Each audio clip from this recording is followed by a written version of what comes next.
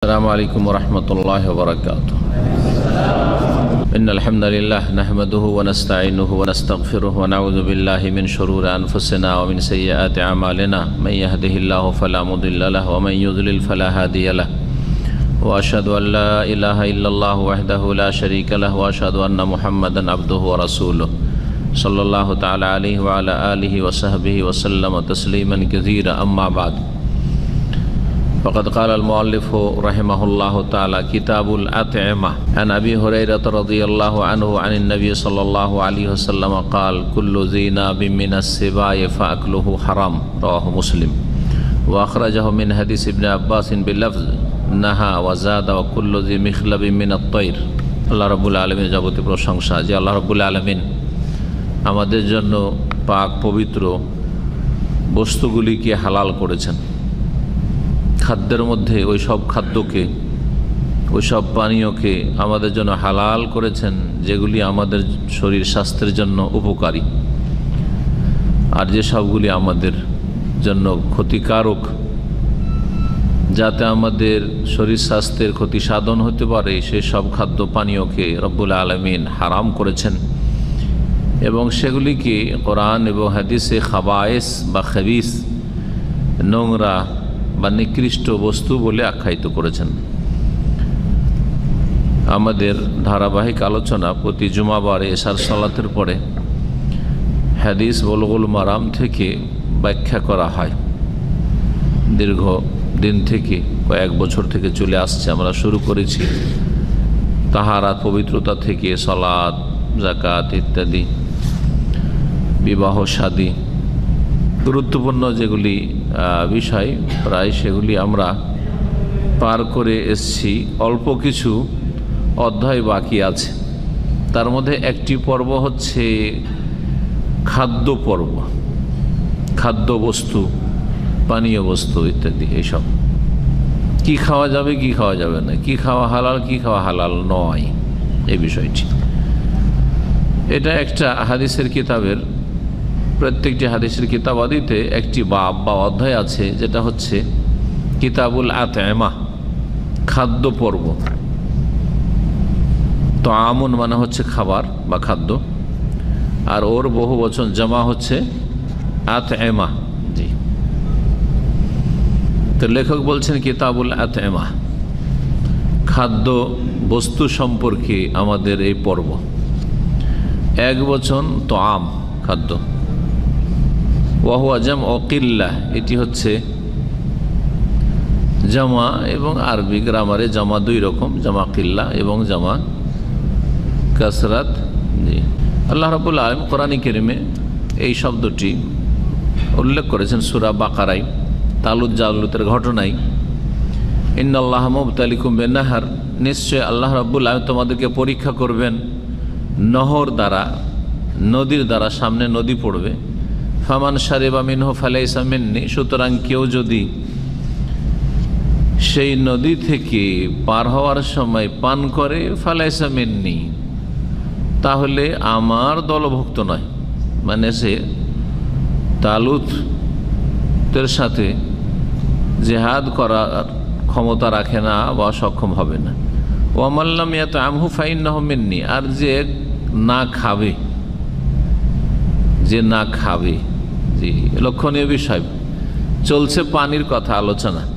হ্যাঁ, নদীর পানি, কিন্তু আল্লাহ একবার সারেবা, পান করা শব্দ ব্যবহার করেছেন, আর আরেকবার ওয়ামাল্লাম ইয়াতআমহু, যে না খাবে। তাহলে আমরা বাংলা ভাষাতে যে পানি খাওয়া বলি সেটা ভুল নয় মশাগত। কিছু মূর্খ লোকের আছে এটা নিয়ে আমাদের ঠাট্টা উপহাস করে, বিশেষ করে উর্দু ভাষীরা। এটা তাদের জেহালত, মূর্খামি। তো খাবারের মধ্যে খাদ্যবস্তু শামিল আর পানীয় শামিল। কোরআনের ভাষায় ওয়ামাল্লাম ইয়াতআমহু, যে না খাবে এই পানি থেকে, ফাইন্নাহু মিন্নি, মানে মন ভরে তৃপ্তি সহকারে যতটা পারলো পানি খেতে বা পানি পান করতে, ততটা পান করলো। এরকম যদি করে তাহলে আর জিহাদ করার ক্ষমতা থাকবে না। আল্লাহ বলছেন ইল্লা মান ইকতারাফা গুরফাতাম বিয়াদিহি, তবে কেউ যদি হাতে এক আঞ্জলি নিয়ে একটু পিপাসা মেটায় তাহলে অসুবিধা নেই, এই কথা আল্লাহ বলেছেন। এক কথায় পানীয় হচ্ছে খাদ্যবস্তু, তার মধ্যেও হালাল হারাম রয়েছে। কিছু পানীয় হচ্ছে হালাল আর কিছু পানীয় হচ্ছে হারাম, যেমন খাদ্যবস্তুর ক্ষেত্রে রয়েছে। এই ক্ষেত্রে উলামায়ে কেরামগণ বলেছেন ইবাদত বন্দেগী এবং খাদ্যবস্তু এই দুটোতে পার্থক্য। ইবাদত বন্দেগীর ক্ষেত্রে আসল হচ্ছে যে হারাম নিষিদ্ধ, আসল হচ্ছে হারাম নিষিদ্ধ।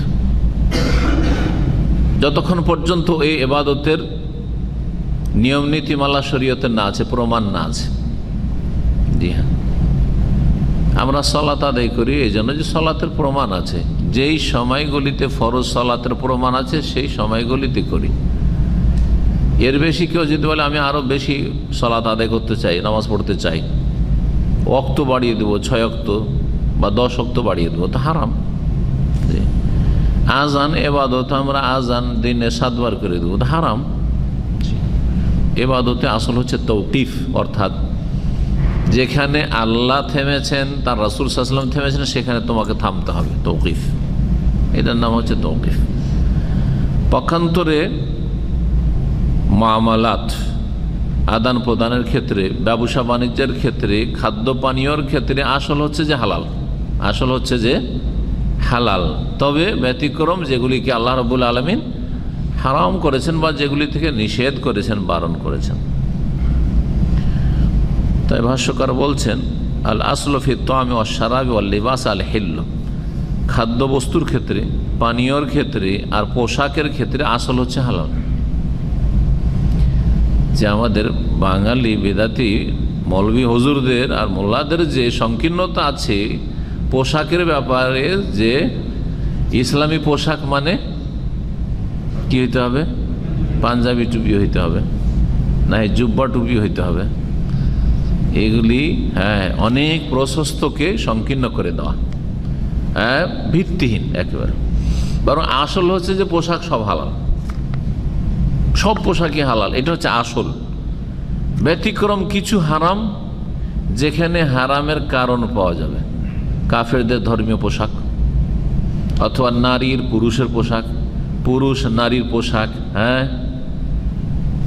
এইভাবে কিছু কিছু পোশাক, যেই পোশাকে লজ্জাস্থান আবৃত হয় না, পোশাকের শর্তগুলি পুরা হয় না, যে পোশাক এত টাইট ফিট যে তাতে আপনার ইবাদত বন্দেগীতে বাধা সৃষ্টি হয়, রুকু সিজদা করতে ইত্যাদি, বা পেশাব পায়খানায়, সেগুলি হচ্ছে নিষিদ্ধ। আর বাকি আসল হচ্ছে যে পোশাক হচ্ছে কি সব হালাল। কেউ যদি লুঙ্গি আর গামছা পরে সারা জীবন থাকে, জায়েজ না? হুল্লা, এটার নামে হুল্লা, নবী সাল্লাল্লাহু আলাইহি ওয়াসাল্লামের জামানায় ইহরামের মতো কাপড় একটা উপরে, এটার নাম চাদর বা গামছা, যাই বলবেন তাই বলেন। একটু ছোট হইলে গামছা বলি আমরা, এটি তাই না? বড়ও তো গামছা আছে, আজকাল বড় বড় গামছা পাওয়া যায়, তাই কি না? তো উপরেটা যেটা গামছা, গামুছাও কাজ দিচ্ছে, এই জন্য গামছা ওর নাম। গামছা কেন বলে মানুষ? গামুছা, জি, মানে শরীর মুছা আর কি। জি হ্যাঁ, গা বুঝেন না আপনারা? গা ঢাকা দেওয়া, জি হ্যাঁ। রুমাল কেন বলে মানুষ? রু মানে চেহারা, ফার্সি শব্দ, আর মাল মানে মালিশ করা, জি, মানে চেহারা মুছা, মুখমণ্ডল যা দিয়ে মুছে, ওর নাম রুমাল। জি, প্রত্যেকটি শব্দের কিছু আসল আছে। জি, তো ওপরেটা এটা হচ্ছে চাদর, আর নিচেরটা হচ্ছে লুঙ্গি। সেলাই করলে বাঙালি লুঙ্গি হয়ে যায়, আর না সেলাই করলে কেরালা লুঙ্গি হয়ে যায়। জি, পার্থক্য, ঠিক কিনা? জায়েজ নাই? জায়েজ আছে, লজ্জাস্থান ঢাকলি হলো। সারা জীবন যদি পরে থাকেন কোনো অসুবিধা নেই, লজ্জাস্থান ঢাকলি হলো। ওই রকমই প্যান্ট শার্টের ক্ষেত্রে, যদিও কিছু কিছু আলেমদের এই ক্ষেত্রে একটু আছে, যেমন সহিহ আকীদার আলেমদের আল্লামা নাসিরুদ্দিন আলবানী রাহিমাহুল্লাহ পছন্দ করতেন না, আমরাও পছন্দ করি না, কিন্তু কথা হচ্ছে আমরা নাজায়েজ বলি না, বা এটাকে বলি না যে এটা কাফেরদের পোশাক, বিজাতির পোশাক না, কিন্তু সেটাকে মুসলিম বানাইতে হবে। মুসলিম বানানো হচ্ছে অধিকাংশ প্যান্ট পরিধানকারী ভাইয়েরা হারাম প্যান্ট পরে টাকনার নিচে, সেই জন্য হারাম। আপনি টাকার নিচে নিয়ে গেছেন সেই জন্য হারাম, টাকার উপরে থাকলে হারাম হইতো না। হ্যাঁ, আর ঢিলা ঢালা ওই বাদবন্দিতে অসুবিধা হয় না, তাহলে কোনো অসুবিধা হইতো না, কোনো হারাম হইতো না, বাধা হইতো না, ঠিক না?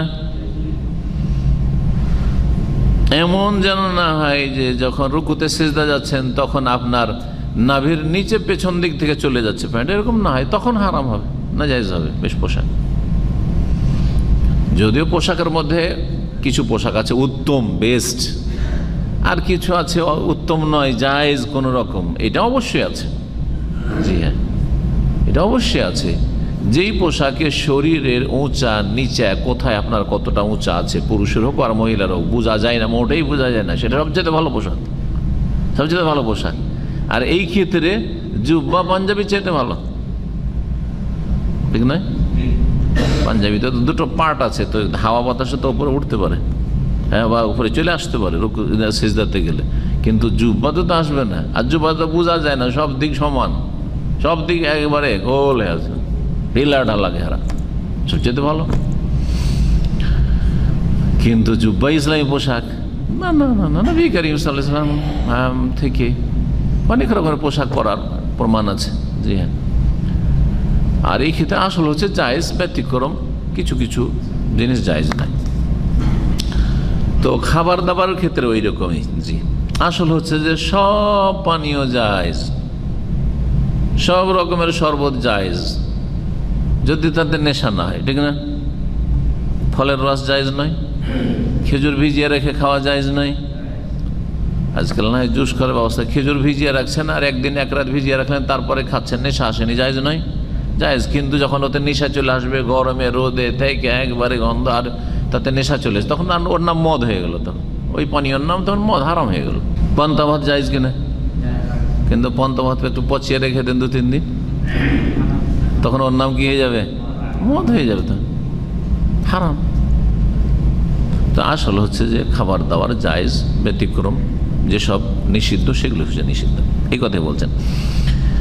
ফালা ইয়াহরামু মিনহা ইল্লা মা হারামাল্লাহু ওয়া রাসূলুহু, সুতরাং খাদ্য পানীয় পোশাকের ততটাই হারাম যতটা আল্লাহ এবং তার রাসূল সাল্লাল্লাহু আলাইহি ওয়াসাল্লাম হারাম করেছেন। লিআন্নাহা দাখিলা ফি উমুমিল আদাত আল মাবনি আলাল হিল্লি, কারণ এগুলি হচ্ছে আদাতের অন্তর্ভুক্ত, মানুষের অভ্যাসগত বিষয়, কার কি সে রুচি আছে, কে কেমন কাপড়ে রুচি রাখে, কে কেমন খাবারের রুচি রাখে, কে কেমন পানীয়তে রুচি রাখে, এইরকম বিষয় আসলে, যেটার আসল হচ্ছে যে হালাল। ওয়াল মুহাররাম মিনহা মাহদুদুন ওয়া মা'দুদ, আর যেগুলি তার মধ্যে থেকে হারাম সেগুলি হচ্ছে সীমিত আর হাতে গোনা, হাতে গোনা, গণনাকৃত। মিম্মা ইয়াদুল্লু আলা বাকাইল মাতরুক আলা আসলিহি ওয়া হুয়াল আফু, যেটা প্রমাণ করে যে আসল হচ্ছে যে আলা বাকাইল মাতরুক আলা আসলিহি, আসলের ওপর বাকি আছে আসল, সেটা হচ্ছে মাফ। আসল হচ্ছে যে মাফ, যদি বাধা নিষেধ না থাকে তা আসল হচ্ছে যে ছাড় রয়েছে। এই ক্ষেত্রে কোরআনে কারীমের আয়াত রয়েছে একটি, ইউহিল্লু লাহুমুত তাইয়্যিবাতু ওয়া ইউহাররিমু আলাইহিমুল খাবায়েস আল্লাযীনা ইয়াত্তাবিউন নাবিয়াল উম্মিয়াল্লাযী ইয়াজিদুনাহু মাকতুবান ইনদাহুম ফিত তাওরাত ওয়াল ইনজিল। জি, ইয়া'মুরুহুম বিল মা'রুফ ওয়া ইয়ানহা আনিল মুনকার ওয়া ইউহিল্লু লাহুমুত তাইয়্যিবাত ওয়া ইউহাররিমু আলাইহিমুল খাবায়েস। এই আয়াতে আল্লাহ কি বলেছেন? যে নবী উম্মি, যিনি মানব জাতির কল্যাণের জন্য নবী রসুল হয়ে প্রেরিত হয়েছেন, তিনি আমরহুম বিল মারুফ, মানব জাতিকে ভালো কাজের নির্দেশ দিতেন, এই জন্য এসছেন। ওয়ানহাহুম আনিল মুনকার, অন্যায় কাজে বারণ করতেন। ওয়াইহিল্লু লাহুমুত তাইয়্যিবাত, এবং পাক পবিত্র বস্তুগুলি, ভালো বস্তুগুলিকে হালাল করতেন, এটা তার কাজ। ওয়াইহাররিমু আলাইহিল খাবায়েস, আর নোংরা নিকৃষ্ট বস্তুগুলিকে, হারামগুলিকে হারাম ঘোষণা করতেন, যেগুলি ক্ষতি সাধনকারী সেগুলিকে। তাইয়্যিবাতকে হালাল করা আর খাবায়েসকে হারাম করা নবী সাল্লাল্লাহু আলাইহি ওয়াসাল্লামের কাজ, খুব সহজ ভাষায়। সুতরাং খাদ্য বস্তু, পানীয় বস্তু, পোশাক, এগুলোর মধ্যে যেগুলি পাক পবিত্র, যেগুলি তো আমাদের শরীর স্বাস্থ্যের জন্য উপকারী, হ্যাঁ উপকার বেশি আছে, অপকার ক্ষতি কম আছে, সামান্য আছে, সেগুলি হালাল করেছেন। আর যেগুলিতে ক্ষতি বেশি লাভ কম, সেগুলিকে কি করা হয়েছে? হারাম করা হয়েছে। যেগুলি হারাম সেগুলি তো কিছু লাভ আছে, কিন্তু লাভের পরিমাণ হচ্ছে কম, সেই জন্য হারাম করা হয়েছে। তো খাবাইসগুলিকে কি করা হয়েছে? হারাম করা হয়েছে। বলছেন যে এই আয়াত শামিল সমস্ত কিছুকে, খাদ্যবস্তু, পানীয় বস্তু, যেটা খবিস নয় সেটা হচ্ছে তৈয়ব হালাল, যেটা নোংরা নিকৃষ্ট নয় সেটা হচ্ছে পাক পবিত্র এবং হালাল। এবং আল্লাহ রাব্বুল কোরআনে কারীমে হালাল এবং তৈয়ব খেতে বলেছে, ইয়া আইয়ুহান নাস কুলু মিম্মা ফিল আরদি হালালান তৈয়বা, হে মানব সকল তোমরা হালাল এবং পাক পবিত্র ভক্ষণ করো। ফাদাখালা ফিহি আনওয়াউল হুবুবি ওয়াস সিমারি, এই তৈয়ব পাক পবিত্র হালালের অন্তর্ভুক্ত হচ্ছে যত শস্য, যত রকমের ফসল যার ফলন হয় জমি জায়গায়, আর যত রকমের ফলমূল। হালাল কি হালাল নয়? এইটা সবচেয়ে বেশি প্রশস্ত এই ক্ষেত্রটি। সমস্ত রকমের ফসল, জমি থেকে যে ফসল উৎপন্ন হয় সব হালাল খাওয়া।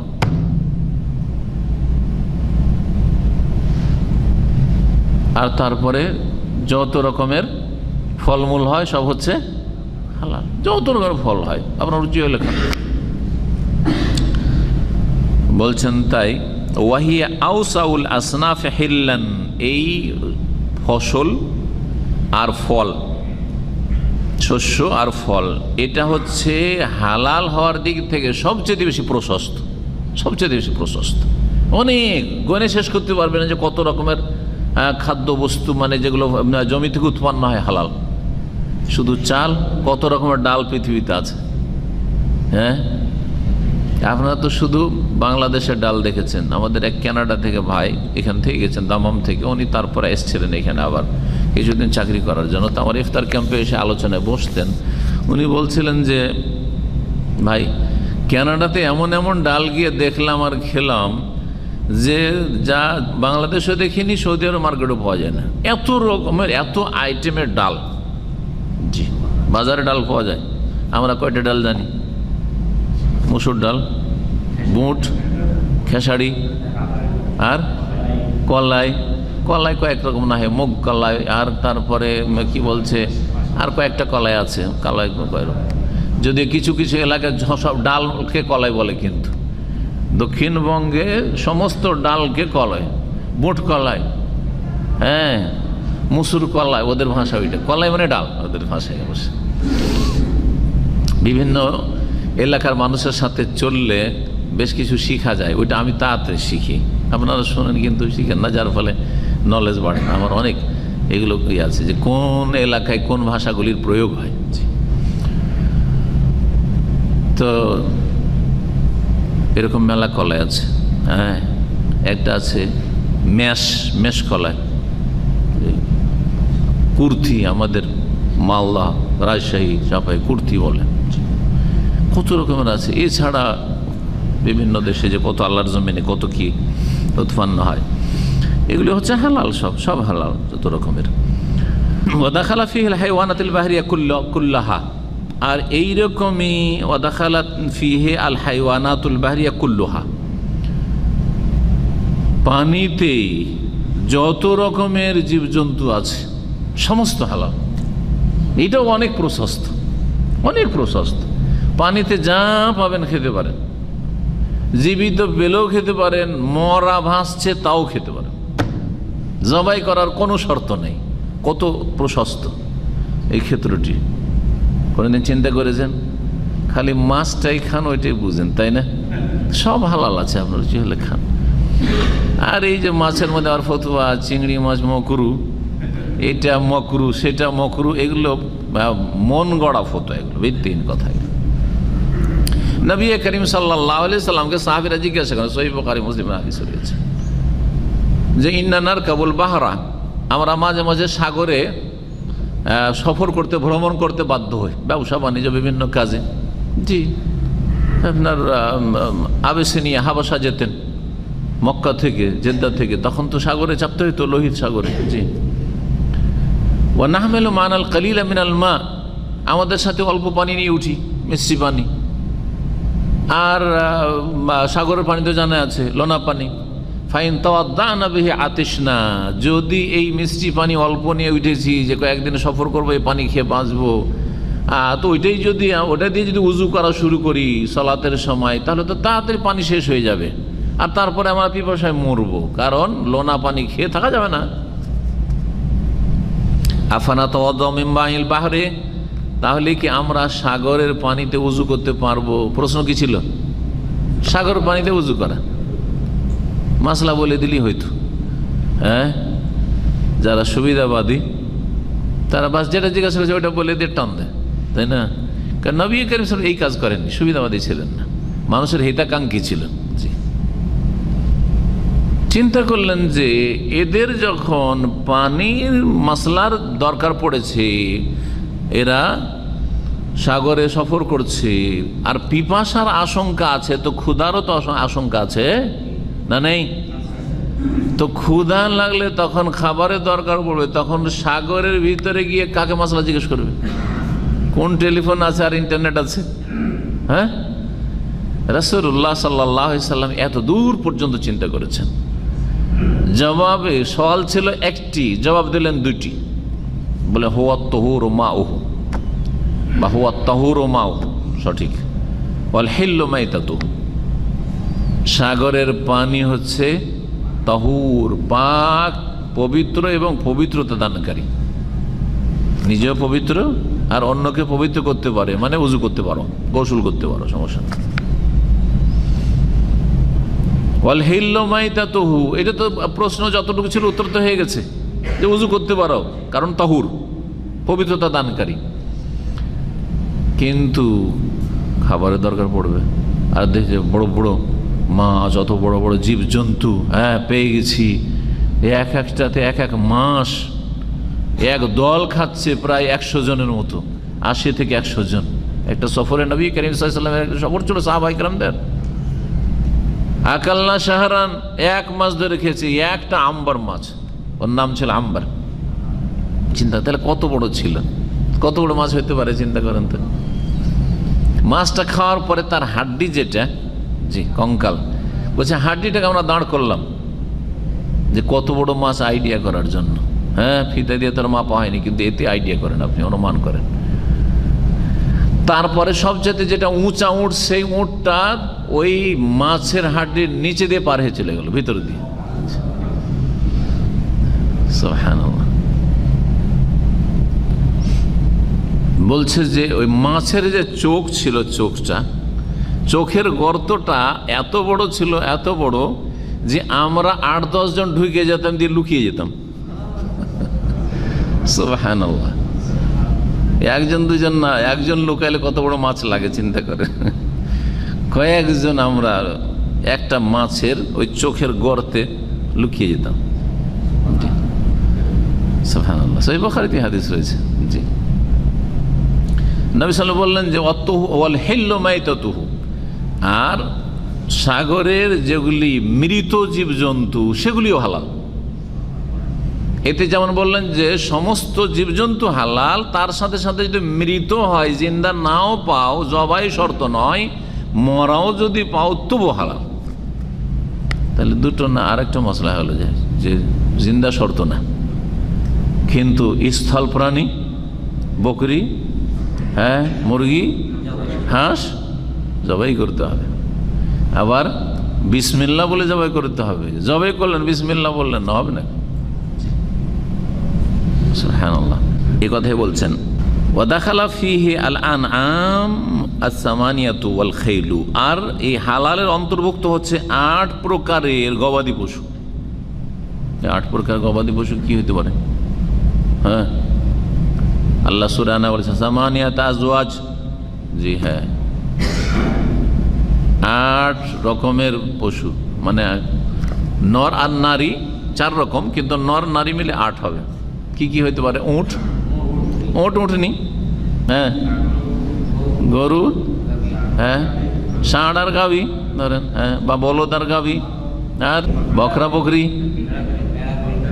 ভেড়া ভেড়ি, ঠিক। মিনাল দান ইসনাইন, মিনাল মাজ ইসনাইন, ঠিক হচ্ছে। মাজ হচ্ছে বকরা বকরি, আর মিনাল দান, হ্যাঁ জি, মেষ, ভেড়া ভেড়ি, 8 রকম হয়ে গেল। হালাল, এগুলো হালাল না? জি। বল খাইল, ঘোড়া, ঘোড়া হালাল না হারাম? হালাল। এক বাক্যে আসবে, ঘোড়ার কথা আসছে, মাসলা হাদিস আসছে, তখনই না আলোচনা করব। সমস্ত আলেমদের কাছে হালাল। এমনকি ইমাম আবু হানিফা রাহিমাহুল্লাহর ডান হাত আর বাম হাত সবচেয়ে সিনিয়র দুইজন ছাত্র ছিলেন। কে বলতে পারেন কারা ছিলেন? ইমাম আবু ইউসুফ, যিনি দীর্ঘ সময় আব্বাসী খলিফাদের প্রধান বিচারপতি কাজীউল কোজাত ছিলেন বাগদাদের, তার কাছেও হালাল। আর একজন ছিলেন ইমাম মোহাম্মদ শাইবা হাসান শাইবানি রাহিমাহুল্লাহ, যার মুয়াত্তা মুহাম্মদ হাদিসের কিতাব রয়েছে, তার কাছেও হালাল। কিন্তু ইমাম আবু হানিফা রাহিমাহুল্লাহ তা ওস্তাদের কাছে হালাল না। তাহলে বোঝা গেল যে ওস্তাদ শাগরিদ ও মাসলাতে ইখতিলাফ থাকলে কোনো দোষের কথা নাই। আর যদি আজকাল আমাদের যদি ইখতিলাফ থাকে, শেখ সালিম আমার ছাত্র যদি একটা মাসলা ইখতিলাফ করে দেয়, তো দুইজনের একজন জানে না, আপনারা ফতোয়াবাজি করে দিবেন।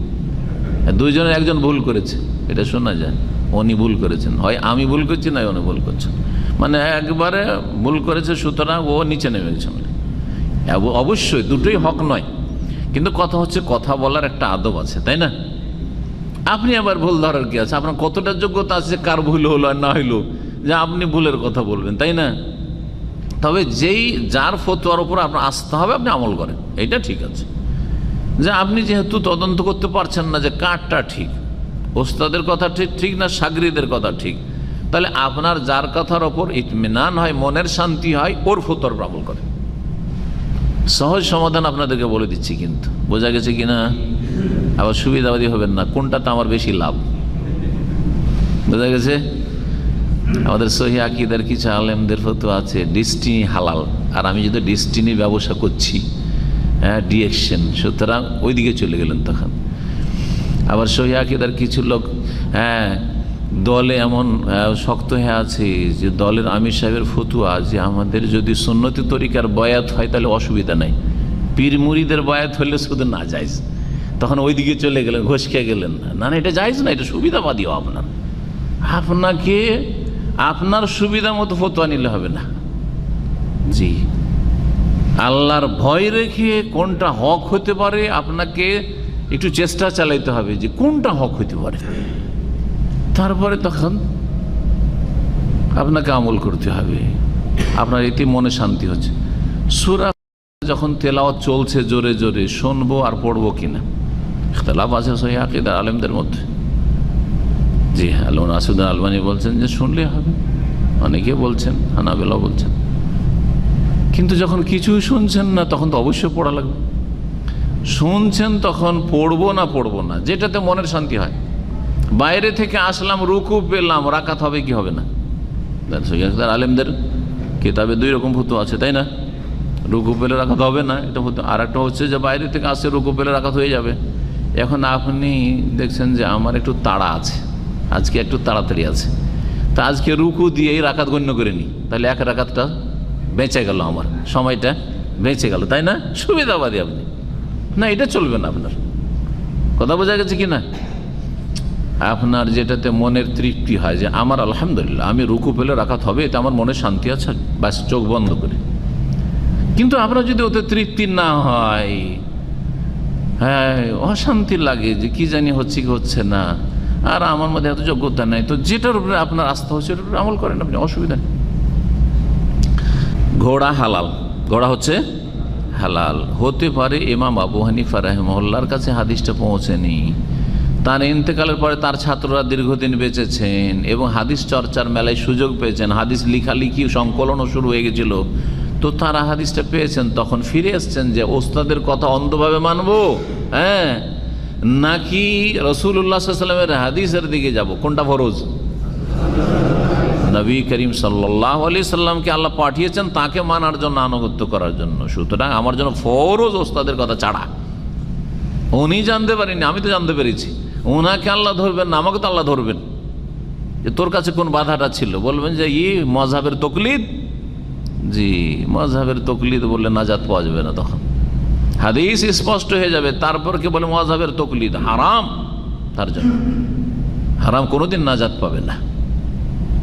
জি, যার কাছে পৌঁছেনি জ্ঞান আর সে কোনো বড় আলেমের অনুসরণ করছে আর দলিল জানার ক্ষমতা নেই, ঠিক আছে, কিন্তু যখন বিপরীতটা জেনে নেবে যে না রে, যেই আলেমের ফতোয়ায় চলছি তার ফতোয়া আসলে এই মাসলায় ভুল, তখন ফিরে যাওয়া ফরজ, আর তাকে এই ভুলের ওপর মানা হচ্ছে হারাম, তকলিদ করা হচ্ছে হারাম।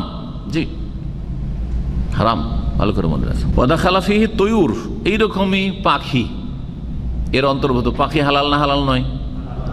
অল্প কিছু পাখি আছে হারাম, আর সবই হালাল নাকি? না, সব আছে।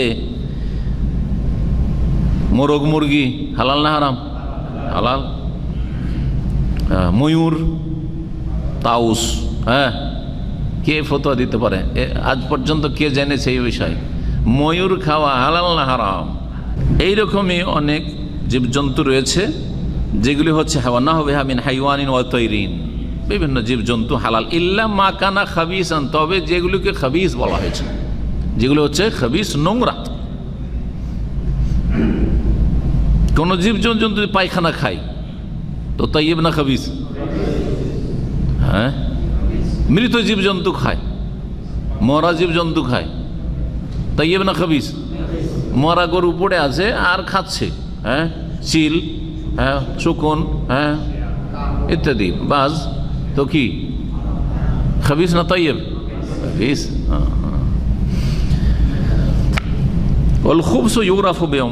আচ্ছা, খবিস কেমন করে বুঝবেন? এর মাপকাঠি কি? এটা একটা বড় বিষয়, গুরুত্বপূর্ণ আজকে বিষয় বলবো। কেমন? কারণ আল্লাহ খাবায়েসকে কি করেছেন? খাবায়েস বহু বচন, আর খাবিসাতুন বা খাবিস হচ্ছে এক বচন। তো খবিসটা বুঝবো কি করে যে এটা খবিস আর এটা হচ্ছে তাইয়্যিব? কেমন করে বুঝবো? 10টি বিষয় আজকে উল্লেখ করব, 10টি পয়েন্ট, ভালো করে শুনেন। প্রথম হচ্ছে আইয়ানুসা শারি ওয়াল খুবস ইউরাফু বিআমুর, কোনো কিছুর নোংরাবি বা খবিস হওয়াটা বেশ কিছু বিষয় দ্বারা জানা যাবে। 1 নম্বর হচ্ছে আউয়ালান আইয়ানুসা শারি আলা খুবসিহি, শরীয়ত প্রণয়নকারী বা শরীয়ত নাজিলকারী আল্লাহ রাব্বুল আলামিন বা তার রাসূল সাল্লাল্লাহু আলাইহি ওয়াসাল্লাম যদি স্পষ্ট করে দেন যে অমুক জিনিসটা হচ্ছে খবিস, কাল হমরিল আহলিয়া, যেমন গাধা, ঘরের গাধা, হ্যাঁ, যে গাধা আমরা ঘর বাড়িতে নিজের কাজে ব্যবহার করি, হ্যাঁ, এই গাধা হালাল না হারাম? হারাম। কারণ নবী করিম সাল্লাল্লাহু আলাইহি ওয়াসাল্লাম এটাকে রিজসুন বলেছেন, হ্যাঁ, নাপাক বলেছেন, তো খবিস। সুতরাং গাধার গোস্ত খাওয়া হারাম। 2 নম্বর আও ইয়ানুসা আলা হাদ্দিহি কাকুল্লি জি নাবিন মিনাস সিবাই ওয়া কুল্লি জি মিখলাবিন মিনাত তাইর, অথবা রাসূলুল্লাহ সাল্লাল্লাহু আলাইহি সাল্লাম একটি সার্কুলার বলে দিয়েছেন, হ্যাঁ, একটি পরিচয় বলে, লক্ষণ বলে দিয়েছেন যে এই রকমটা যদি হয়, এই কোয়ালিটির হয়, তাহলে হারাম।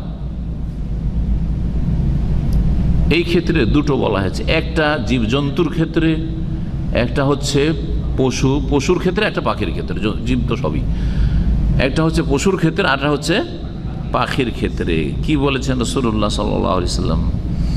কুল্লু জি নাবিন মিনাস সিবা, হাদিস আসছে, এমন হিংস্র পশু যে দাঁতে শিকার করে খায়, শিকারীকে যখন ধরে প্রথম কথা শিকার করে, আর শিকার করে কি দিয়ে? দাঁত দিয়ে। যে দাঁত হচ্ছে নাব, নাব বলা হয় সামনে যে দুটো করে দাঁত আছে, এই দুটোকে কি বলা হয় জানেন? কেরাতে তো এগুলো দাঁতের নাম জানেন আপনারা যারা কেরাতে পড়েছেন, হ্যাঁ, সানায়া বা সানিয়া, জি হ্যাঁ, ঠিক না, সানিয়া হইল। আর তার পাশের যে দুটো দুটো করে 4টা আছে, নিচে দুটো উপরে দুটা, সানিয়ার পাশে, এগুলো হচ্ছে যেহেতু 4 নম্বর বিশিষ্ট, সেই জন্য এর নাম আরবা থেকে রোবাইয়া। রোবাইয়ার পাশের যে দাঁতগুলি রয়েছে, এই দাঁতের নাম হচ্ছে নাব, বহু বচন আনিয়াব, একদম খাড়া খাড়া দাঁত। আর দেয় একবারে শিকারি, হ্যাঁ, পশুর শরীরে বসিয়ে একবার এইরকম করে ধরে একবারে দাঁত দিয়ে। এই দাঁত বিশিষ্ট, দাঁত দিয়ে শিকারকারী যদি পশু হয়, তাহলে সেই পশুর গোস্ত হচ্ছে হারাম, এটাও খবিস। পাখির ক্ষেত্রে কোন কোন পাখিগুলি হারাম, এর লক্ষণ বলে রাসূলুল্লাহ সাল্লাল্লাহু আলাইহি সাল্লাম বা এর সংজ্ঞা বলে দিয়েছেন। কুল্লু জি মিখলাবিন মিনাত তাইর, মিখলাব হচ্ছে এমন পশু যেই পশুর বড় বড় নখ রয়েছে আর নখ দিয়ে শিকার করে আর থাবা বসিয়ে দেয়, নখের থাবা, নখ সহ নখ ঢুকিয়ে দেয় আর থাবা বসিয়ে শিকার করে, যেমন বাজ পাখি, চিল, হ্যাঁ, শকুন ইত্যাদি, এসব যতগুলি আছে। আও এখন খুব সব মারুফান, অথবা তার নোংরামি, এমন জীবজন্তু যার নোংরামি সর্বজন বিদিত, মানুষ জানে, যেমন ইঁদুর, সাপ, এইরকমই কীট পতঙ্গ, পোকা মাকড়, নোংরা, সবাই জানছে যে নোংরা জিনিস। 4 নম্বর, আউয়া কোন শারিউ আমারা বিকাতলিহি, অথবা কোরআন এবং সুন্নাহ আল্লাহ এবং অথবা তার রাসূল সাল্লাল্লাহু আলাইহি সাল্লাম সেগুলিকে হত্যা করতে বলে, এমন জীবজন্তু যেগুলোকে হত্যা করতে নির্দেশ দিয়েছেন। আও ইয়াকুনু নাহান কাতলি, অথবা কোনো কিছু হত্যা করতে নিষেধ করেছেন। এমন জীবজন্তু আছে হত্যা করতে নিষেধ করেছেন, আবার কিছু জীবজন্তু আছে হত্যা করতে বলেছেন, আছে না? জি। খামসু ফাওয়াসিক, 5 রকমের সীমা লঙ্ঘনকারী জীবজন্তু আছে। ইউকতালনা ফিল হিল্লি ওয়াল হারাম, হালাল এরিয়াতেও আর হালাল অবস্থাতেও তোমরা হত্যা করবে, আর এহরামের অবস্থায় থাকলেও হত্যা করো। হারামের এলাকাতে মক্কাতেও যদি হয় তো তবু হত্যা করো, আছে না হাদিস? কি ওগুলো?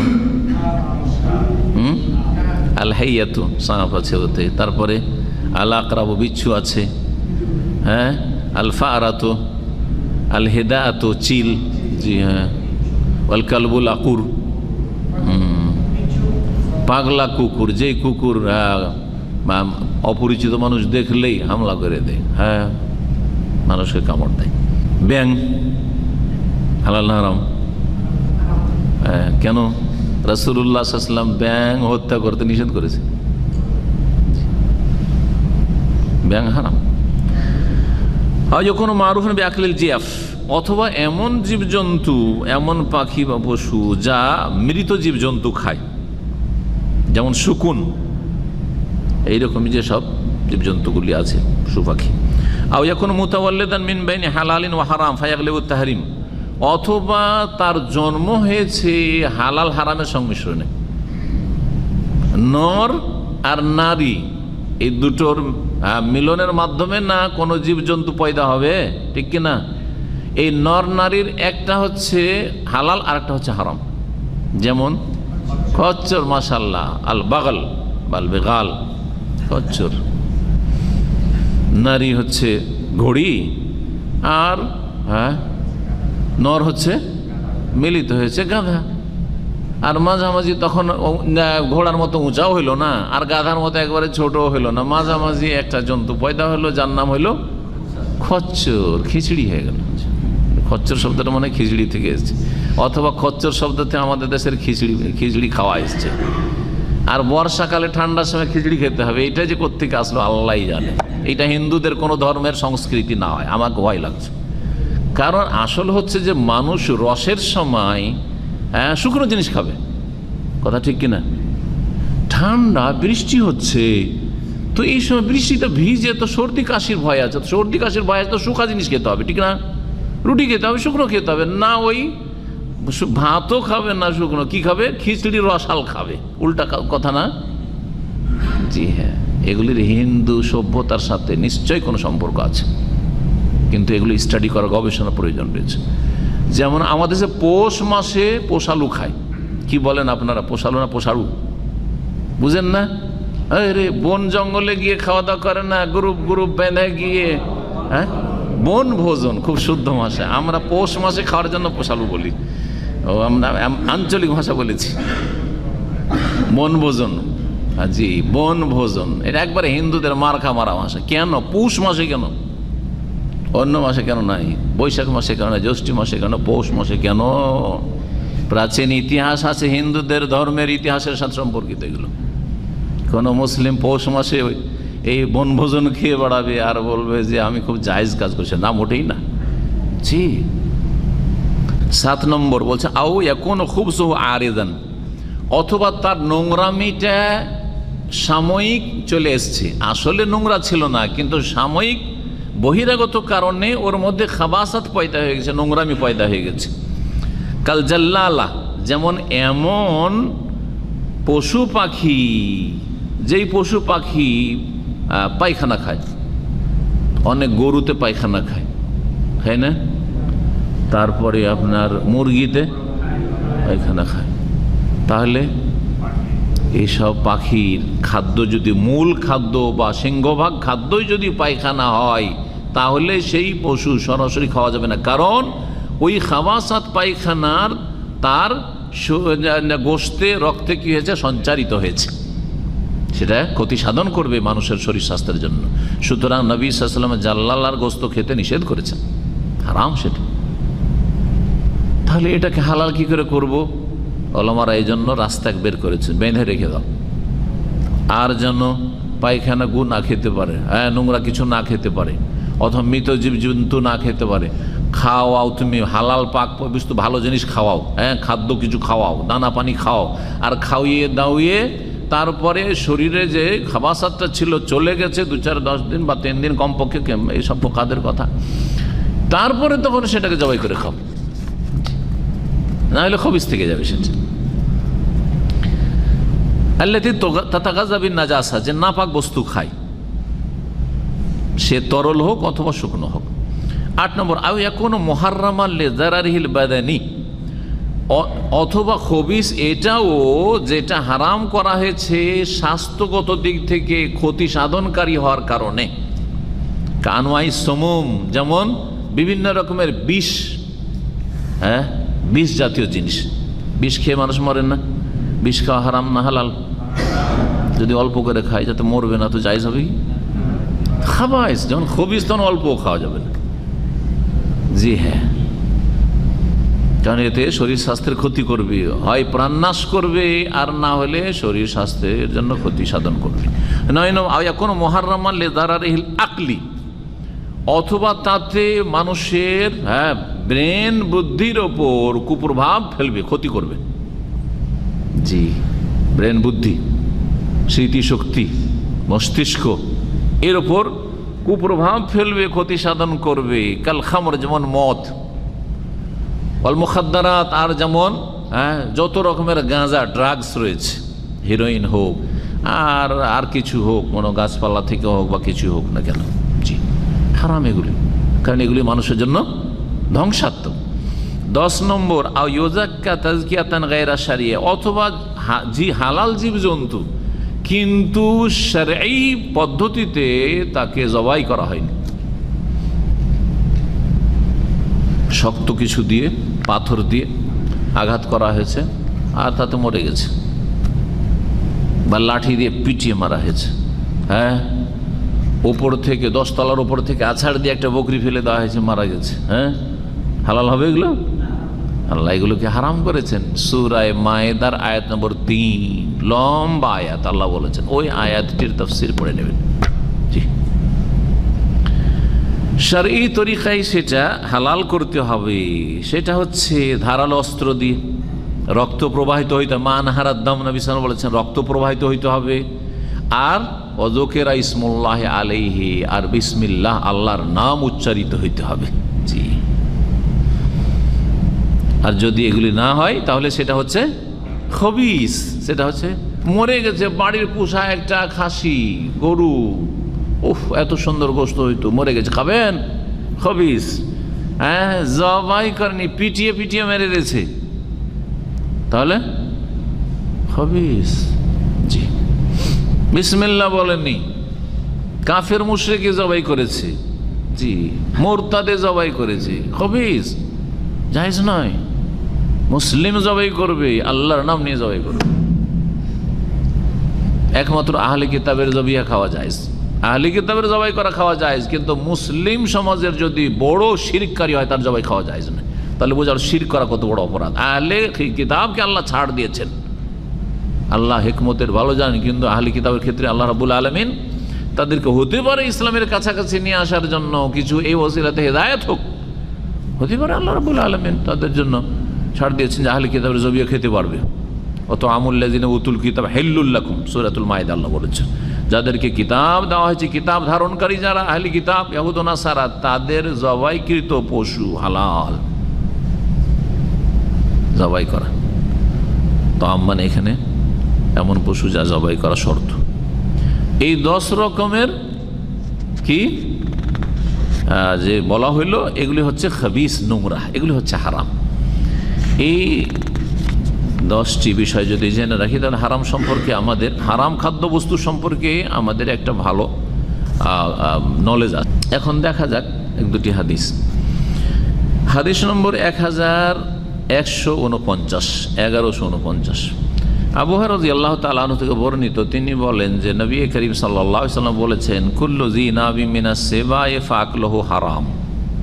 প্রত্যেক এমন হিংস্র পশু, যেই পশু তার ধারালো দাঁত দিয়ে বা খাড়া দাঁত দিয়ে শিকার করে, নাব ওই দাঁতকে বলা হয় ফাকলু হারাম, সেই পশু, সেই হিংস্র পশু খাওয়া, ভক্ষণ করা হারাম। তাহলে বলে দিলেন যেই পশুর কি আছে, খাড়া দাঁত আছে, আর সেটা দিয়ে শিকারি ধরে, সেই পশু খাওয়া কি হারাম। কুকুরের তো জানাই আছে, কুকুরের দাঁত থাকে না, এটা খাড়া দাঁত নেই, হারাম।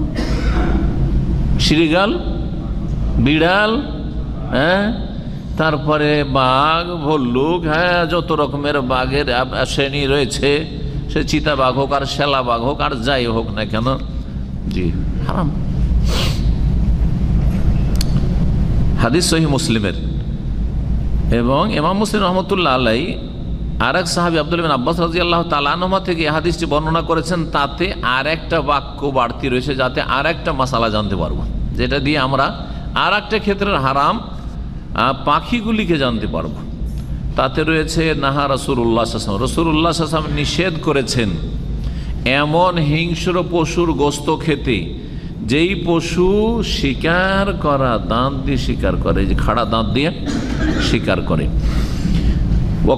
কুল্লু যী মিখলাবিন মিনাত তাইর ওয়ান কুল্লি যী মিখলাবিন মিনাত তাইর, এবং এমন প্রত্যেক পাখি খাওয়া নিষেধ করেছেন, যেই পাখি নখ বিশিষ্ট, সেই নখ দিয়ে বা নখ আর তার থাবা দিয়ে শিকার করে, নখ বসিয়ে দেয় আর থাবা একেবারে দিয়ে শিকার করে।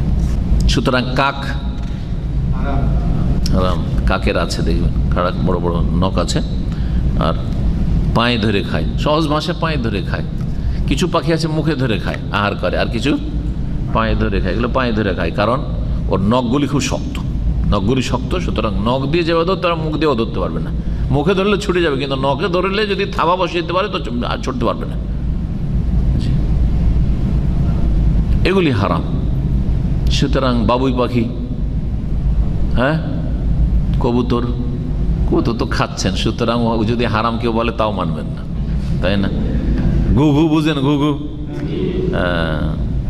হালাল। ওই রকম ময়ূর এখন আসেন, এতক্ষণ জিজ্ঞেস করেছিলাম, ময়ূর হালাল। ময়ূর ওই পা দিয়ে শিকার করে খায় না, সুতরাং ময়ূর হচ্ছে হালাল। কুল্লু যী মিখলাবিন মিনাত তাইর। কোরআনে কারীম থেকে হারাম সম্পর্কে জানার জন্য একটি আয়াত রয়েছে সূরাতুল আনামের 145 নম্বর আয়াত, যেটি প্রথম নাযিল হয়। আর তারপরে বিস্তারিত এই হারাম বিষয়গুলি উল্লেখ করা হয় সূরাতুল মায়েদার আয়াত নম্বর 3-এ, যে একটু আগে বললাম, হুররিমাত আলাইকুমুল মাইতাতু ওয়াদ-দামু ওয়া লাহমুল খিনজিরি ওয়া মা উহিল্লা লিগাইরিল্লাহি বিহি ওয়াল মুনখানিকাতু ওয়াল মাওকুযাতু ওয়াল মুতারাদ্দিয়াতু ওয়ান নাতিহাতু ওয়া মা আকালাস সাবু ইল্লা মা যাক্কাইতুম ওয়া মা যুবিহা আলান নুসুব ওয়া মা যুবিহা আলান নুসুব। কতটি হলো? 10টা। ওয়া মান তাস্তাকসিমু বিল আজলাম যালিকুম ফিসক ইলা আখিরি। ওই আয়াতেরই শেষ দিকে রয়েছে আলিয়াউমা আকমালতু লাকুম দীনাকুম ওয়া আতমামতু আলাইকুম নি'মাতি ওয়া রাদিতু লাকুমুল ইসলাম দীনা। তাহলে বোঝা গেল এই আয়াত একবারে শেষ দিকে নাযিল, যখন দিনকে কমপ্লিট করা হয়েছে। এটা বোঝা গেছে না? এই সূরা আনামের আয়াতে কি রয়েছে? এতে রয়েছে, আয়াতকে আমরা দেখি। আল্লাহ রাব্বুল আলামিন বলছেন, কুল, হে নবী বলে দাও, গোশতের ক্ষেত্রে যে গোশত, কোন গোশতগুলি হালাল। লা আজিদু ফিমা উহিয়া ইলাইয়া মুহাররামান, আমি পাই না আমার প্রতি যা কিছু ওহী করা হয়েছে কোরআনে কারীমের বিধানে, তাতে হারাম কিছু, আলা তাইমিন, খানেওয়ালার জন্য, যে খাবার গ্রহণ করবে তার জন্য, যে খাবে, ইয়াতামু ইল্লা ইয়াকুনা মাইতা, তবে মৃত জীবজন্তু হইলে সেটা খাওয়া হারাম। আও দামাম মাসফুহান, অথবা প্রবাহমান যদি রক্ত হয়, রক্ত বয়ে যাচ্ছে আর গ্লাসে রক্ত নিয়ে খেয়ে নিল, হালাল না হারাম? কিন্তু গোস্তের সাথে রক্ত লেগে আছে, হালাল না হারাম? হালাল। না গোস্ত ধুইতেই হবে? বাঙালি সভ্যতা আছে গোস্তকে কয়েকবার করে ধুইয়ে একেবারে ফ্যাকাশে করে তারপরে রান্না করবে, তাই না? এটা শরীয়ত না, এটা আপনাদের ট্র্যাডিশন। কথা বোঝা গেছে কিনা? গোস্তের গায়ে যেসব রক্ত লেগে আছে সেটা গায়ের মাসমু, বহমান নয়, সুতরাং সেটা হালাল, সেটা হালাল। গোস্তের ভিতরে কিন্তু রক্ত আছে, নাই? সেই রক্তগুলি হালাল আসলে। এই জন্য গোস্ত না ধুয়ে আপনার মাঠে ঘাটে আরবরা এখনো খায়, গোটা বকরা চামড়া খালিয়ে নেওয়ার পরে আর তারপরে তখন পুড়িয়ে খেয়ে নিল। রক্ত থাকলো না, রক্ত সহিত পুড়িয়ে খেয়ে নিল, খেলো না? তাহলে বোঝা গেল শুধু জবাই করার সাথে যে রক্তগুলি বয়ে যাচ্ছে শিরা উপশিরা থেকে রক্তগুলি, ওগুলি হচ্ছে দামে মাসফু। তাহলে দাম রক্ত হচ্ছে দুই রকম, মাসফু আর গায়ের মাসফু, প্রবাহমান আর প্রবাহমান নয়। যেগুলো গোস্তের সাথে লেগে আছে, যেগুলো গোস্তের সাথে লেগে আছে সেই রক্ত হালাল, আলাদা করে আপনি রক্ত খাচ্ছেন। আর কি আও লাহমা খিনজির, অথবা শুকুরের গোস্ত, এগুলো হচ্ছে হারাম। ফাইন্নাহু রিজসুন, কারণ এগুলি হচ্ছে নাপাক, অপবিত্র। আও ফিসকান উহিল্লা লিগাইরিল্লাহি, অথবা আল্লাহর বিরুদ্ধাচরণ করে নাফরমানি করে যদি আল্লাহ অন্যের নাম উচ্চারিত হয়। জি, গরু জবাই করতে গিয়ে এটা খাজা বাবার নামে জবাই, খাসি মোরগ এটা হচ্ছে শাহজালাল বাবা আটরসি বাবার নামে জবাই, ডেক চড়েছে, হারাম, হারাম। যত বিসমিল্লাহ আল্লাহু আকবার বলেন না কেন, হারাম। এটা আমি বড় পীর সাহেবের নামে এটা ছেড়ে দিয়েছি, এটা ষাঁড় ছেড়েছি, অথবা এটা আমি বকরি ছেড়ে দিয়েছি, খাসি ছেড়ে দিচ্ছি, তাহলে হারাম, ও জন্তুটাই হারাম হয়ে গেছে। কারণ গায়রুল্লাহর নামে উৎসর্গ করে দিয়েছেন, শিরক কুফরি করে দিয়েছেন, আপনি খাওয়া যাবে না। এই আয়াত প্রথম দিকে নাযিল হয়েছিল যে এর বেশি পাচ্ছি না। এতে আরব মুশরিকরা মেলাগুলি জীবজন্তুকে নিজের পক্ষ থেকে হারাম করে দিয়েছিল, তার খণ্ডন করে এতে সীমিত করা হয়েছে। কিন্তু এছাড়া বেশ কিছু বস্তু রয়েছে বা জীবজন্তু রয়েছে যেগুলি হারাম, সেগুলি সম্পর্কে আমরা কিছুটা জানলাম এই হাদিস দ্বারা। যে হাদিসটি আমরা এখন আলোচনা করছি, যে শিকার করা দাঁত বিশিষ্ট যদি হিংস্র পশু হয় তাহলে হারাম, আর যদি এমন পাখি হয় যে লম্বা লম্বা নখ দিয়ে শিকার করে তাহলে হারাম।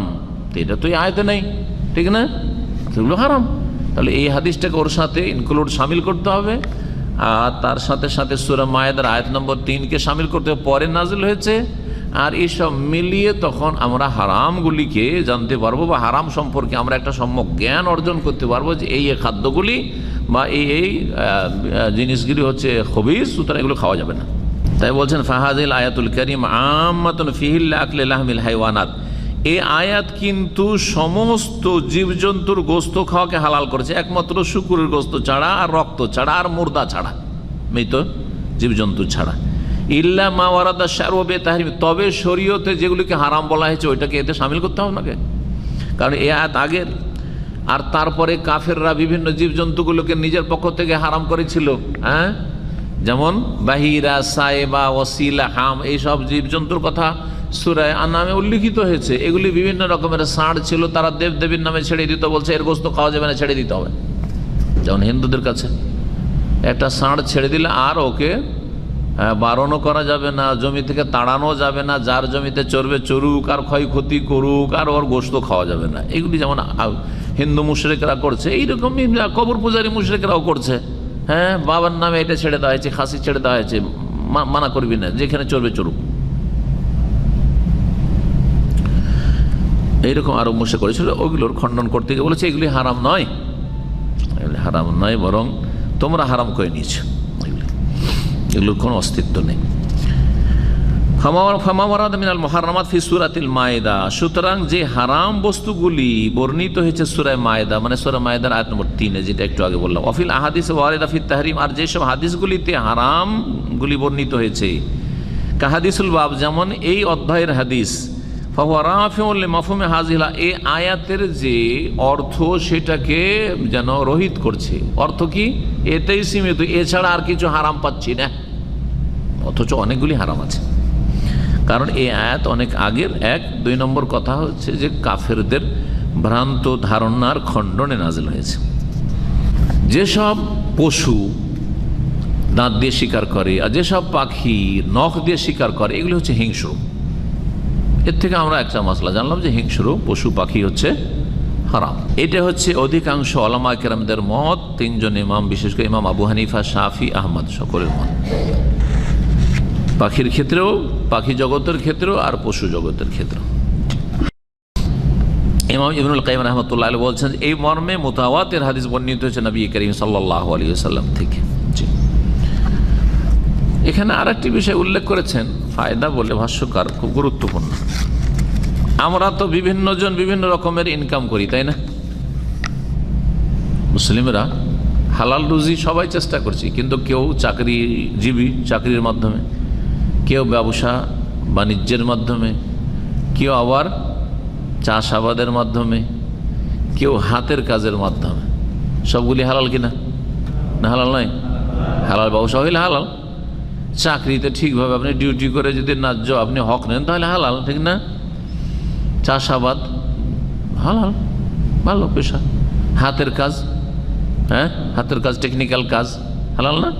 হালাল। এই সমস্ত যে ইনকাম সোর্সগুলি আছে আমাদের, বিভিন্নভাবে আমরা ইনকাম করি, তার মধ্যে কোনটা সবচেয়ে বেশি উত্তম? একটা প্রশ্ন। হাতের কাজ, কারণ একটা হাদিস আছে সেই জন্য। এই নিয়ে ওলামাদের ইখতিলাফ রয়েছে। বলছেন যে ইখতিলাফ আল উলামা আইয়ুল মাকাসিব আফজালু। ওলামাদের দ্বিমত রয়েছে যে ইনকাম সোর্সের মধ্যে কোন ইনকাম সোর্স সবচেয়ে ভালো। ফাবাদুম ফাদালা জেরা, কিছু কিছু মানুষ ক্ষেত খামার করা, চাষাবাদ করা, ফলের ফলন, ফসলের ফলন, এটাকে উত্তম বলেছে। জি, কারণ নিজের জমিতে নিজে চাষাবাদ করেছেন, খাটছেন, খাচ্ছেন, রুজি হালাল, ঠিক না? ওয়াবাদুম ফাদালা তিজারা, আবার কিছু লোক ব্যবসা বাণিজ্যকে হালাল বলেছেন। বা হালাল তো সবই, কিন্তু ফজিলত দিয়েছেন বা শ্রেষ্ঠ বলেছেন। কিছু লোক ব্যবসা বাণিজ্যের মাধ্যমে ইনকাম করা, রুজি গ্রহণ করাকে উত্তম বলেছেন। ওয়াবাদুম ফাদালাল আমাল বিল ইয়াদ, আর কেউ কেউ হাতের কাজকে, টেকনিক্যাল কাজকে উত্তম শ্রেয় বলেছেন। প্রত্যেকের যুক্তি আছে। আপনি হয়তো একটা যুক্তি বললেন যে হাতের কাজ করলো, কিন্তু যে চাষাবাদ করে সে বলবে, বা যে অন্য মত পোষণ সে বলবে যে হাতের কাজ করে, আজকাল যারা হাতের কাজ করে অধিকাংশ লোক ঠকামি করে। বুঝছেন? গাড়িতে সামান্য একটা হয়তো কানেকশন তারের ছুটে গেছে, যদি তারটা আপনার চোখের সামনে লাগিয়ে দেয় তো একটা রিয়ালও নিতে পারবে না, ঠিক না? তখন গাড়িটা রেখে যেতে হবে, ডিস্টার্ব আছে, যান, আপনি বিকেলে আসছেন, আপনাকে দাঁড় করে রাখবেন ওইখানে, যাতে আপনি ঠিক করে রাখবো, আপনি নিয়ে যান পরে। ও আপনার তো মেলা সমস্যা ছিল, দিল 500 রিয়াল দিল বিল করে, করছে না? চোখের সামনেও, চোখে ধুলা দিয়েও করছে, চোখের সামনেও করছে। এমনি এদিক সেদিকে নাড়াচাড়া করতে করতে বললো যে আপনার মেলাক্ষণ খাটনি লাগে, আধা ঘন্টা এমনি যেই সেই করলো, আর করার পরে বললো যে মেলা খাটনি করতে, আজ কিছুই করেনি, ওখানে একটা তার লাগিয়ে দিয়ে আগে ঠিক হয়ে গেছে।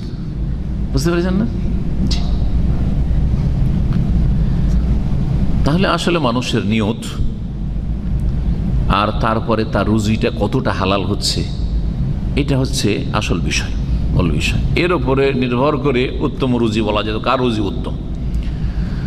চাকরি করতে গিয়ে যদি অবহেলা হয় ডিউটিতে, বেতন তো ফুল নিচ্ছেন কিন্তু ডিউটিতে অবহেলা, তাহলে ওখানে একটা হারামের সংমিশ্রণ ঘটলো, এটা একটা ভেজাল ঢুকলো।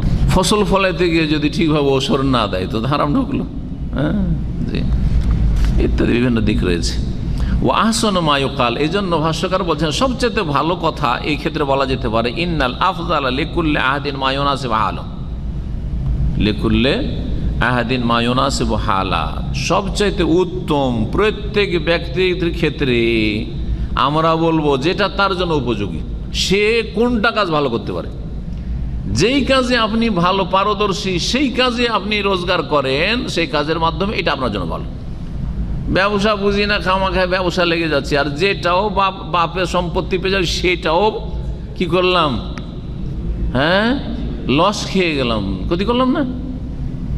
নিজের ছেলে মেয়েদের ক্ষতি করলাম, পরিবারের ক্ষতি করলাম, নিজেও ক্ষতিগ্রস্ত, অন্যদেরকে ক্ষতিগ্রস্ত করলাম। যে হাতের কাজ ভালো করে সেই না হাতের কাজে তার জন্য উত্তম হবে? অনেকে আছে তার হাতের কাজের ক্ষমতা আল্লাহ দেয়নি, সেইটি শক্তি অনেক দিয়েছে, কিন্তু হাতের কাজ মোটেই বুঝে না। ওকে বুঝিয়ে দিল, শিখিয়ে দিল, ভুলে যায়। তো ওর জন্য হাতের কাজ করা উচিত নয়, কারণ হাত ভারী, ওর ওই হাত দিয়ে কাজ করে হাত যশ নাই, জি, তার জন্য উচিত নয় এইসব কাজ করা। জি, যার যেই ক্ষেত্রে যোগ্যতা রয়েছে তার অবস্থার অনুকূলে যেই কাজটি, সেই কাজটি তার জন্য উত্তম। ওয়ালা বুদ্দা ফি জামিআ মিনান নুসহে, আর সর্বক্ষেত্রে হিতাকাঙ্ক্ষী হইতে হবে, এটা জরুরি। এবং ওয়াদামুল গিশি, আর কারো সাথে যেন প্রতারণা না হয়, ধোকাবাজি না হয়, যেখানে হোক না কেন। ওয়ান জাবির রাদিয়াল্লাহু আনহু قال نهى رسول الله صلى الله عليه وسلم يوم خيبر عن لحم الحمر الأهلية وأذن في لحم الخيل متفق عليه وفي لفظ البخاري ورخص। জাবের রাদিয়াল্লাহু তাআলা আনহু থেকে বর্ণিত, তিনি বলছেন যে রাসূলুল্লাহ সাল্লাল্লাহু আলাইহি ওয়াসাল্লাম খাইবারের দিনে, মানে খাইবারের যুদ্ধের দিনে, খাইবারের যুদ্ধ সপ্তম হিজরিতে হয়েছে, সপ্তম হিজরিতে হয়েছে। খাইবারের যুদ্ধের সময়, খাইবারের যুদ্ধের মাঠে ওখানে নিষেধ করেছেন ঘরের গাধার গোশত খেতে, মানে গাধা, যেটাকে আমরা গাধা বলি। আল হমরুল আহলিয়া বা হেমারুল আহলি, হেমারের বহুবচন হমর। কেন বলা হয়েছে? যে আমরা যে গাধাটা বুঝি এটা গৃহপালিত, মানুষ বাড়িতে পুষে, পোষ মানে। আর আরেকটাকে আরবরা গাধা বলে, যেটা আমরা গাধা বলি না, সেটা হচ্ছে তারা বলে আল হেমারুল ওয়াহশি বা আল হমরুল ওয়াহশিয়া, জঙ্গলি গাধা বলে তারা। তো জঙ্গলি গাধা বলে আমাদের বাংলা ভাষাতে কিছু নেই, কিন্তু বাংলা ভাষাতে নীল গাই আছে, আছে না নেই? নীল গায়ের গোশত হালাল। আরবরা নীল গাইকে হেমার ওয়াহশি বলে, এমন গাধা যে পোষ মানে না, দেখলে পালাইবে। যেমন হরিণ দেখলে, মানুষ দেখলে পালাবে, ওই রকমই যদি নীল গাই মানুষকে দেখে তাহলে পালাবে। জি, পোষ মানতে চায় না, মানুষের কাছে আসতে চায় না। আর ঘরের গাধাকে আহলিয়াও বলা হয়, কারণ ঘরেই মানুষ রাখে, পুষে। আর ইনসিয়াও বলে, কারণ মানুষের পোষ নেই, উনস, মানুষের কাছাকাছি থাকে। আপনি যদি খাওয়ান এই ঘরের গাধাকে, তো আপনার পিছনে পিছনে ঘুরবে, যেমন কুকুরি বিড়াল আপনার পিছনে, যে খাওয়াবে তার পিছনে পিছনে ঘুরবে। এগুলি পশু হারাম হইলেও পোষ নেই, তাই না? যে পুষবে, যে আদর করবে, তার কাছাকাছি ঘুরবে, বিড়াল ঘুরবে, কুকুর ঘুরবে, ঘুরবে না? তো নবী করিম সাল্লাল্লাহু আলাইহি সাল্লাম গাধার গোশত খেতে নিষেধ করেছেন। এবং আযিনা ফি লহমিল খাইলি, আর ঘোড়ার গোশত খেতে অনুমতি দিয়েছেন। ঘোড়ার গোশত খেতে কি করেছেন? এজেন মানে অনুমতি দিয়েছেন। অনুমতি দিয়েছেন এই কথাই প্রমাণ করে যে এর আগে তাহলে ভিন্ন অবস্থা ছিল, সেটা কি নিষেধ ছিল। সুতরাং এই মর্মে যে হাদিস আছে, যে হাদিসে উল্লিখিত হয়েছে যে ঘোড়ার গোশত খেতে নিষেধ করেছেন রাসূলুল্লাহ সাল্লাল্লাহু আলাইহি সাল্লাম, সেটা আগের হাদিস মনসুখ, এক উত্তর। দ্বিতীয় উত্তর হচ্ছে ওই হাদিসের যে সেই হাদিসটি হচ্ছে যায়িফ, সেই হাদিস হচ্ছে সনদের দিক থেকে দুর্বল, সুতরাং সেটা দলিল হতে পারে না সহিহ হাদিসের সামনে। এবং যেটা পরের ঘটনা, কারণ এই ঘটনা সপ্তম হিজরির, সপ্তম হিজরি নবী সাল্লাল্লাহু আলাইহি সাল্লামের ইন্তেকালের 3-4 বছর আগের, জি 3-3.5 বছর আগের ঘটনা। খয়বরের যুদ্ধে নিষেধ করেছেন মুতার বিবাহ, নিষেধ হারাম করেছেন, আপনার হারাম ঘোষণা করেছেন গাধার গোশত, তো আর হালাল করেছেন, অনুমতি দিয়েছেন ঘোড়ার গোশতের। মুত্তাফাকুন আলাইহি হাদিস বুখারী মুসলিমের। সহিহ বুখারীতে আযিনার জায়গা রয়েছে ওয়ারাখাসা ফি লহমিল খাইলি, ছাড় দিয়েছেন, ছাড় দিয়েছেন মানে খেতে পারো কি ঘোড়ার গোশত, ঘোড়ার গোশত খেতে পারো। আমাদের দেশে ঘোড়া হয় না, সেই জন্য ঘোড়ার গোশত খাবো কেমন লাগে যেন, তাই না? কিন্তু এমনও দেশ আছে আল্লাহর জমিনে, যেই দেশে আমাদের দেশের গরুর যেমন সংখ্যা, তার চাইতে বেশি ঘোড়া আছে। সোভিয়েত ইউনিয়ন থেকে যেসব দেশগুলি, মুসলিম দেশগুলি বিভিন্ন দেশগুলির নাম আমরা জানি, উজবেকিস্তান, আজারবাইজান, তাজিকিস্তান, আছে না? এগুলো সব দেশ, এইসব দেশে ঘোড়ার সংখ্যা অনেক বেশি, অনেক বেশি ঘোড়ার সংখ্যা। জি, তো শরীয়তে অনুমতি দিয়েছে যাদের কাছে এত ঘোড়া আছে সে ঘোড়া খাবে, ঘোড়া খাবে, কোনো অসুবিধা নেই। কিন্তু আমাদের দেশে ঘোড়া নেই। একটা হচ্ছে খাওয়া, গোস্ত খেলে শেষ হয়ে গেল ওইটা, কিন্তু একটা ঘোড়া ছিল, এটা যদি পুষতাম তো এটা আরো অনেক এর চাইতে গুরুত্বপূর্ণ কাজে আসতো। ঘোড়ার পিঠে চড়ে এখান থেকে ওখানে কাদা পানিতে যেতে পারতো। কাদা পানিতে সাইকেল চলবে না, হোন্ডা মোটরসাইকেল চলবে না, কিন্তু ঘোড়া ঠিকই চলবে, চলবে না? চিন্তা করেন তাহলে। সুতরাং কারো যদি ঘোড়া থাকে তো ঘোড়ার গোস্ত খেতেই হবে, জরুরি নয়। দেখবো বৃহৎ স্বার্থ আমার, যে কোনটা বেশি জরুরি আমার জন্য, কোনটা বেশি গুরুত্বপূর্ণ আর কোনটা গুরুত্বপূর্ণ। এই ছিল হাদিস। এই হাদিস থেকে আমরা স্পষ্ট জানতে পারলাম যে গাধার গোস্ত খাওয়া হারাম আর ঘোড়ার গোস্ত খাওয়া হালাল। বলছেন ইয়াদুল্লুল হাদিস, এই হাদিস প্রমাণ করে কি আলা হিল্লি লাহুমিল খাইল, যে ঘোড়ার গোস্ত খাওয়া হালাল। ওয়াবিহাযা কালা শাফি ওয়া আহমদ, এটি হচ্ছে ইমাম শাফির মত, ইমাম আহমদের মত। ও সাহেবা আবি হানিফাতা, ইমাম আবু হানিফার দুইজন ছাত্র আবি ইউসুফ এবং মোহাম্মদ। ইমাম ইসহাক যে ইমাম আহমদের সহপাঠী ছিলেন, বড় ইমাম ছিলেন, কিন্তু তার মজহাব যুগের আবর্তন বিবর্তনে তার অনুসারী ফলোয়াররা শেষ হয়ে গেছে, আর বাকি এই চারজনের থেকে গেছে। কিন্তু এটা আল্লাহর কোনো নাজেল করা এসব মজহাব নাই যে ফরজ হয়ে গেছে মানুষের উপর। ফরজ হচ্ছে ওহি মানা, কোরআন হাদিস মানা। জামাহিরুল উলামা মিনাস সালাফ ওয়াল খালাফ, এবং সমস্ত অধিকাংশ উলামায়ে কেরাম, সালাফদের মানে সাহাবায়ে কেরামদের যুগ থেকে, তাবেঈনদের যুগ থেকে, আর খালাফ আর পরবর্তীকালের সকলে এই হাদিসের প্রতি আমল করেছেন। এবং এই মর্মে যে হাদিসগুলি রয়েছে, একটা হাদিস এটা যে নবী সাল্লাল্লাহু আলাইহি ওয়াসাল্লাম খেতে কি করেছেন, অনুমতি দিয়েছেন। আর একটি হাদিস সহিহ বুখারীতে রয়েছে, আবু বকর সিদ্দিক রাদিয়াল্লাহু তাআলা আনহুর বড় মেয়ের নাম কি জানেন? হ্যাঁ, আসমা, আসমা রাদিয়াল্লাহু তাআলা আনহা, যে নবী করিম সাল্লাল্লাহু আলাইহি ওয়াসাল্লাম বাপের জন্য যে খাবার বেঁধে নিয়ে যেতেন, এতে দিয়ে আসতেন ওই সওর পাহাড়ের গুহায়, জাতুন নিতাকাইন। তিনি বলছেন যে আমরা নাহারনা ফারসান আলা আহদি রাসূলিল্লাহ সাল্লাল্লাহু আলাইহি ওয়াসাল্লাম ফাআকালনাহু, আমরা রাসূলুল্লাহ সাল্লাল্লাহু আলাইহি ওয়াসাল্লামের জীবদ্দশায় আমলে ঘোড়া নহর করলাম, জবাই করলাম, আর তার গোশত খেলাম। নবী সাল্লাল্লাহু আলাইহি ওয়াসাল্লাম বেঁচে ছিলেন। যদি হারাম হইতো তো সাথে সাথে ওহী নাজিল হইতো না, সাথে সাথে নবী সাল্লাল্লাহু আলাইহি ওয়াসাল্লাম বারণ করতেন না, সতর্ক সাবধান করতেন না। সুতরাং এতে কোনো সন্দেহ নেই যে ঘোড়ার গোশত হালাল, যদি কোনো দেশে কারো কাছে থাকে আর ঘোড়ার গোশত খায়, খেতে পারে। জি। আর যারা বলছে যে হারাম, তাদের দলিল বলছেন যে আবু হানিফা, মালিক, ইমাম মালিক রাহিমাহুল্লাহ, তার কাছে হতে পারে হাদিস পড়ছে ফাযাহাবা ইলা তাহরিমিহি, তারা হারাম বলেছে। ওয়াস্তিদলালান বিমা হুয়া রাওয়াহু খালিদ ইবনুল ওয়ালিদ কাল নাহা রাসূল আন লাহমিল খাইলি ওয়াল বিগালি ওয়াল হামির ওয়া কুল্লু যী নাবি মিনাস সিবা। একটি হাদিস রয়েছে যে রাসূলুল্লাহ সাল্লাল্লাহু আলাইহি ওয়াসাল্লাম নিষেধ করেছেন ঘোড়ার গোশত খেতে, খচ্চরের গোশত খেতে, গাধার গোশত খেতে, ওয়া কুল্লু যী নাবি মিনাস সিবা, আর প্রত্যেক এমন হিংস্র পশু যা ধারালো দাঁত দিয়ে শিকার করে, অর্থাৎ হিংস্র পশুগুলি। কিন্তু এই হাদিসের উত্তর বলছেন লাকিন যাআফাল হাদিস, এই হাদিসকে জয়ীফ বলেছেন ইমাম আহমদ, ইমাম দারাকুতনি, ইমাম খাত্তাবি, ইমাম ইবনে আব্দুল বার, ইমাম আব্দুল হক।